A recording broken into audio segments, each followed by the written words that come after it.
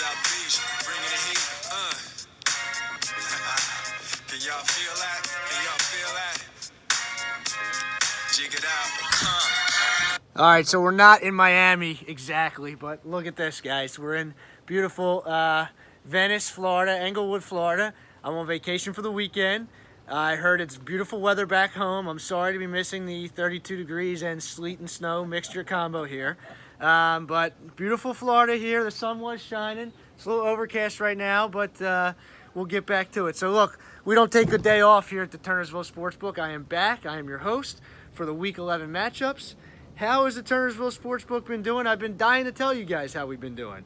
We are 13-2 over the last 3 weeks for a combined 31-19 for the year, and I went 4-1 last week. So again, if I pick you to win, you got a really good chance of winning right now. I'm hot. I'm on fire. So pay attention. I got some good matchups here coming for you.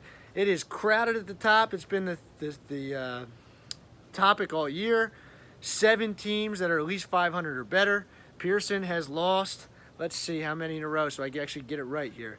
Pearson, okay, he only lost last week, but I think he's like 1-3 over the past 4 weeks. He's now 5-5, so he's kind of fallen out of the mixture a little bit, and some other teams have moved up. So let's get on to the matchups. I won't dilly-dally so I can get back to my Corona Light.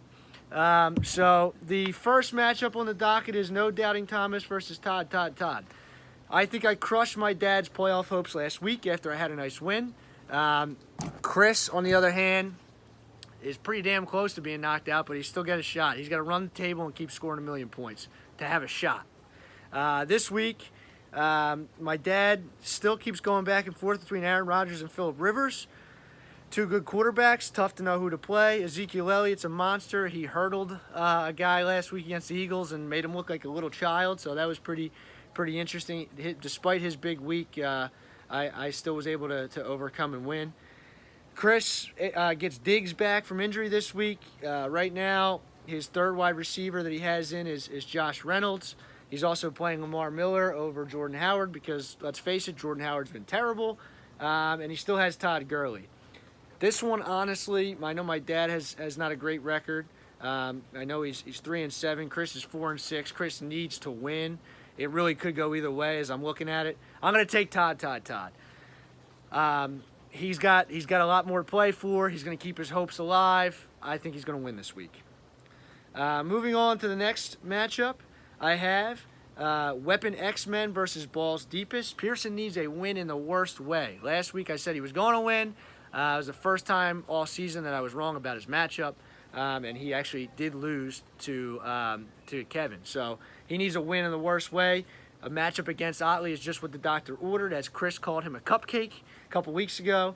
Ott's team is getting better. Eric Ebron apparently is better than Rob Gronkowski, and it's better when when Gronk is out so Ebron can play. 3 touchdowns last week. Kareem Hunt's a monster. Dalvin Cook is back. He's finally healthy. Corey Davis is showing signs of life. Now he picked up Mitch Trubisky. Not the best week to play on. However, Pearson's team still has Cam Newton. He had a bad week last week. Still very good. Keenan Allen's coming on. Brandon Cooks, we know he's good. He's only going to be better now with Cooper Kupp out. Joe Mixon, David Johnson now has a favorable schedule, and he's starting to play better. I like Pearson to win this game. I said that last week. I was wrong. I hope Ott wins for my playoff hopes, and being selfish, I hope Ott wins, but I think Pearson's going to take care of business.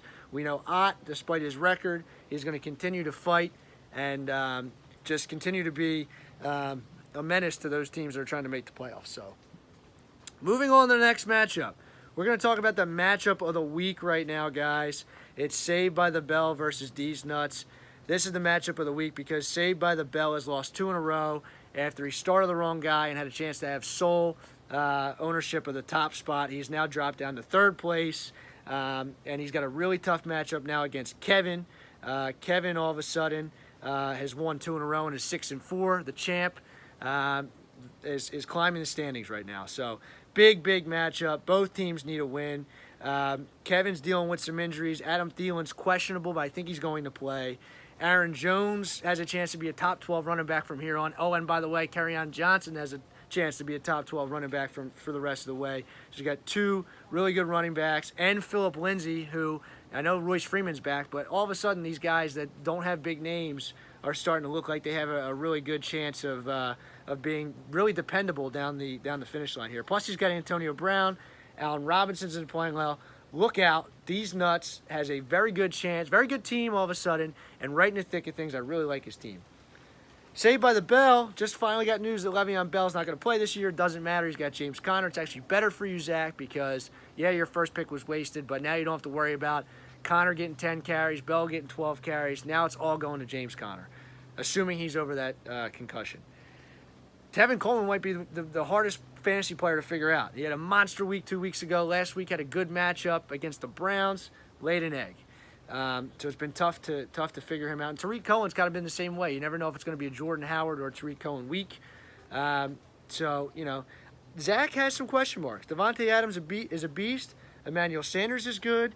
He has George Kittle, who's been his saving grace this year on bye. And his third receiver still has some question marks with Dante Moncrief, who is always the threat to score a long touchdown, but he's far from reliable. This is a tough one. You know, again, either one of these teams losing, being 6-4 each, would help me and help the people. You know, they're trying to climb the ladder here. Me and Pearson and Terry now. It's falling out of things a little bit. So I'm going to go with Kevin. He's on a roll. Zach's team's on a slide. Earlier I said in the year, I said I wasn't giving Zach's team enough credit, and he deserves more. But now I'm focused on he needs to get back in the win column, and until he does that, I gotta roll with Kevin. So Kevin, the reigning champion, takes down Saved by the Bell in the matchup of the week. You heard it here first in Week 11. Moving on to Eating W's versus Wrecking Crew. Earlier this week, Brett was projected to score like 149 points. I think Yahoo toned it down a little bit. Patrick Mahomes was projected to like 32 points. Now he's projected 23, still very good.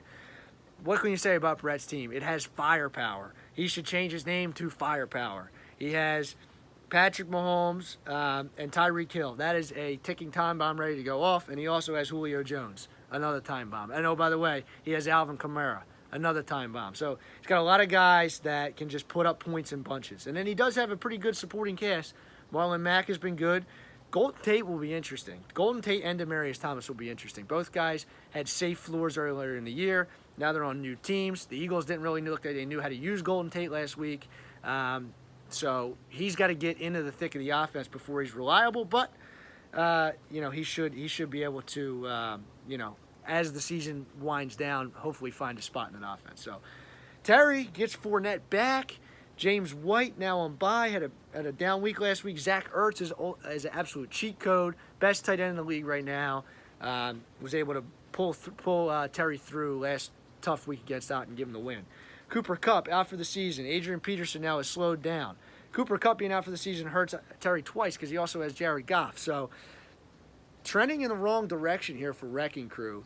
I have him circled on my standings because he's one of the guys I think I can leapfrog. I know I'm not going to be able to leapfrog Brett, but I could leapfrog Terry. I'm going to go with Eating W's. I think that he probably has, as we stand right now, the best team in the league, the best chance to win. If the Turnersville Sportsbook was putting together a line spreadsheet, I think that Eating W's would probably be like plus 160 to win the championship. So very, very strong team, and he's going to take care of business here in Week 11. So let me get to the last matchup.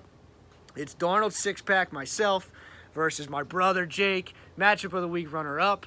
I would make it the matchup of the week, but I've made Jake the matchup of the week for the past like 5 weeks. So he's a runner-up, but he's playing against me. This matchup doesn't need any more hype. I beat him week 2 because the Chicago Bears defense got me like 18 points Monday night. He's still salty about it. He wants revenge. I need this victory badly.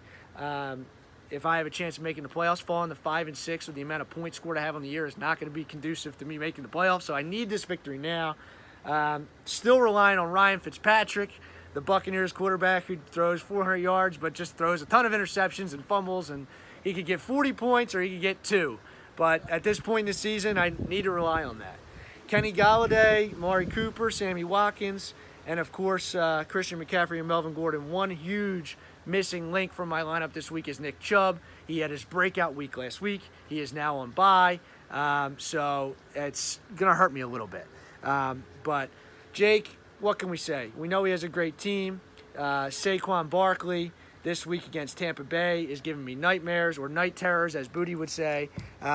Also, going against some of the other guys on his team, as far as Mark Ingram finally got back to his dominance last week. DeAndre Hopkins back from bye. Robert Woods gets a boost with Cooper Kupp going down. Look, this is going to be a really tough matchup for me. I got to hope O.J. Howard and Ryan Fitzpatrick link up for a couple scores and Mike Evans stays quiet. Ben Roethlisberger at Jacksonville, I got to hope he gets grounded. Kirk Cousins on his bench. He's playing Chicago, so really two tough matchups. It's going to be a close one. I hope I got to squeak out another victory against Jake, so we'll see what happens. I'm going to take my Darnold six-pack. Jake, you going down. All right, listen, I do have a special guest. I'm going to bring my my iPhone over here for a second. So I'm here with my grandfather. Say hi, Pop. Hey, hi. So listen, we were talking about some sports earlier, and one of the things we talked about was the Eagles. How do you? Oh, sorry about that. How did the Eagles do the other night against the Cowboys? Are you embarrassed about that? Yes, I am. So, do you think that they can get back into this? I doubt it. Yeah. So you got the Rams and the Saints. Yes, I think they'll. We dug a hole, now they're going to bury us. Yeah. So if they don't win one of those two, I think they're going to be in real trouble. Yes. What do you think about? It's Thursday night. We're getting ready to have some cocktails. What do you think about the Packers and the Seahawks game tonight? I don't know. But I would, if I was betting, I would bet on the Seahawks. Okay. All right. So my dad, we talked about his matchup. He's got Aaron Rodgers. Think Aaron Rodgers is going to have a tough night tonight? Yes, I think so. Okay. Every night. Yeah, he hasn't. That's been a struggle for Green Bay this year, for sure. So, all right. So the Eagles are done. That's what you That's think. it. All right. They're done. We'll see. We'll see what happens. Hey, greetings from Florida. We'll see you guys later. Enjoy the snow back home.